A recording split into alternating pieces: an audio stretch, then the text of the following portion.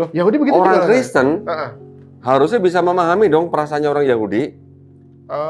Kitabnya orang Yahudi diambil menjadi kitabnya orang Kristen. Di dalam kitabnya orang Yahudi tidak ada yang namanya satupun nubuat untuk Yesus di Perjanjian Baru. Menurut orang Yahudi, di dalam kitabnya Yahudi.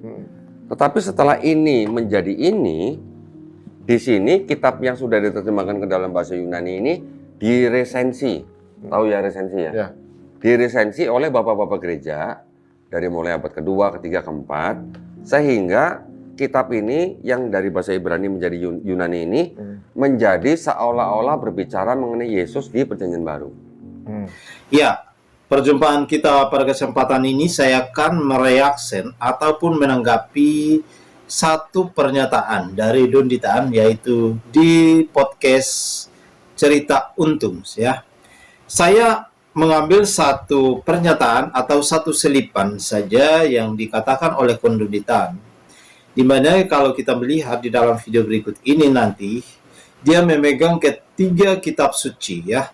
Ketiga kitab suci umat Kristen dan umat Yahudi, yaitu kitab Ibrani, kitab Septuaginta, dan juga kitab suci Perjanjian Lama dan Perjanjian Baru.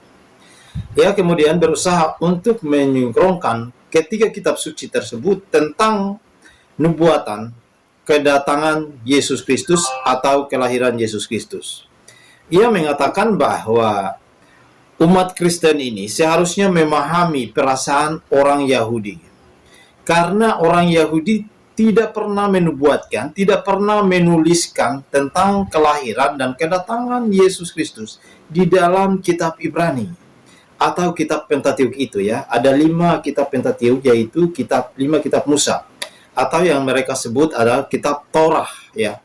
Lalu kemudian ia mengambil satu kitab, yaitu Septuaginta, atau yang kemudian diterjemahkan ke dalam bahasa Yunani. Lalu ia mengatakan bahwa inilah kelebihan ya orang Kristen ya. Di dalam kitab Pentateuch, Perjanjian Lama atau kitab Torah tidak pernah menuliskan tentang kelahiran dan kedatangan Yesus Kristus.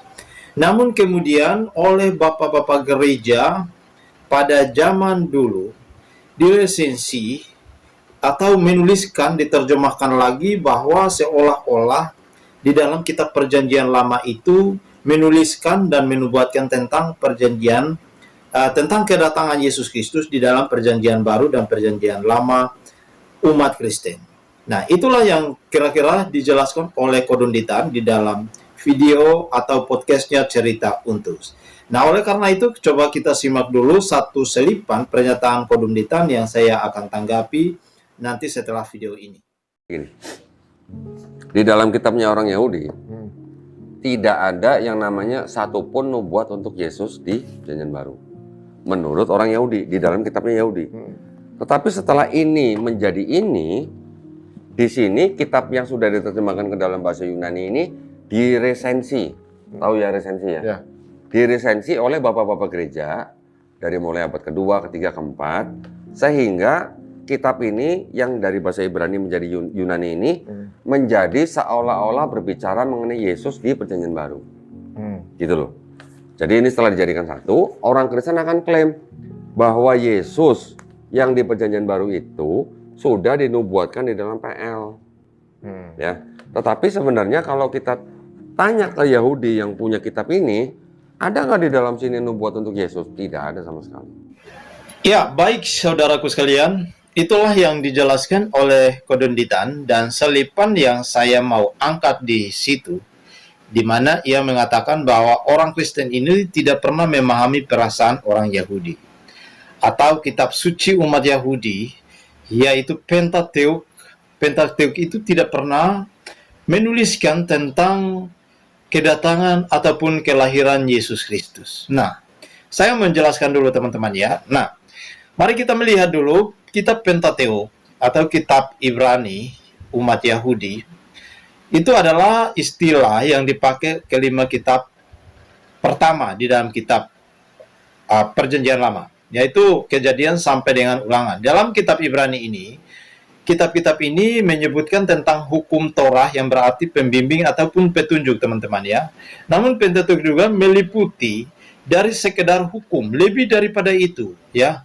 Jadi narasi-narasi besar di dalam kitab Ibrani itu memang tidak pernah menubuatkan ya tentang kedatangan Yesus Kristus ataupun kelahiran Yesus Kristus, tetapi lebih menceritakan tentang, misalnya dalam Kejadian, itu berceritakan tentang kisah penciptaan, lalu kemudian keluaran, tentang peristiwa bangsa Israel keluar dari tanah Mesir, lalu kemudian kita melihat bahwa menceritakan tentang sejarah Musa membawa bangsa Israel dari tanah Mesir, lalu kemudian kita mengenal bahwa munculnya Abraham.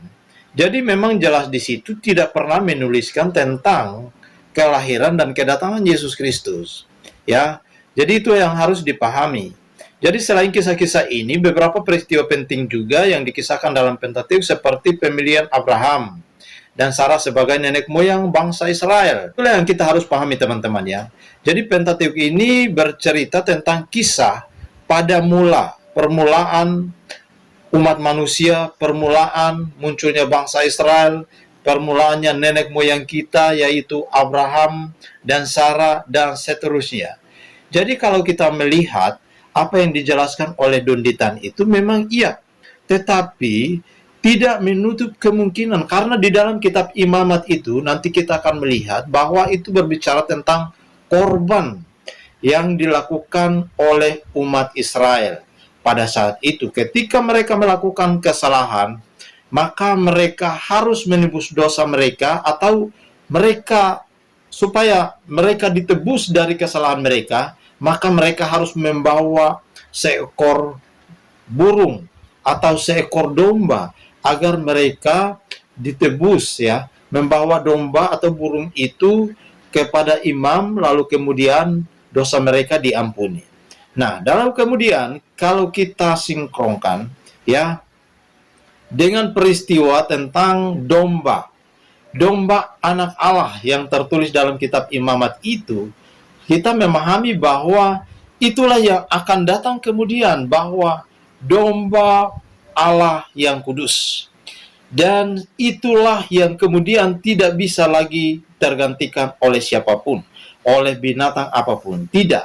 Karena apa yang dilakukan oleh imam-imam pada saat itu adalah hanya korban sementara. Tetapi korban penebusan dosa bagi umat manusia yang bersifat kekal itu jatuhnya hanya kepada Yesus Kristus, Putra Allah yang kudus, domba Allah yang akan menebus sebuah umat manusia. Nah, itulah yang kemudian kita memahami bahwa nubuatan di dalam kitab suci Perjanjian Lama itu ada, teman-teman, ya. Sehingga di dalam Perjanjian Baru, misalnya di dalam kitab Injil, Matius, Markus, Lukas, Yohanes, itu sudah mengangkat peristiwa-peristiwa di dalam Perjanjian Lama.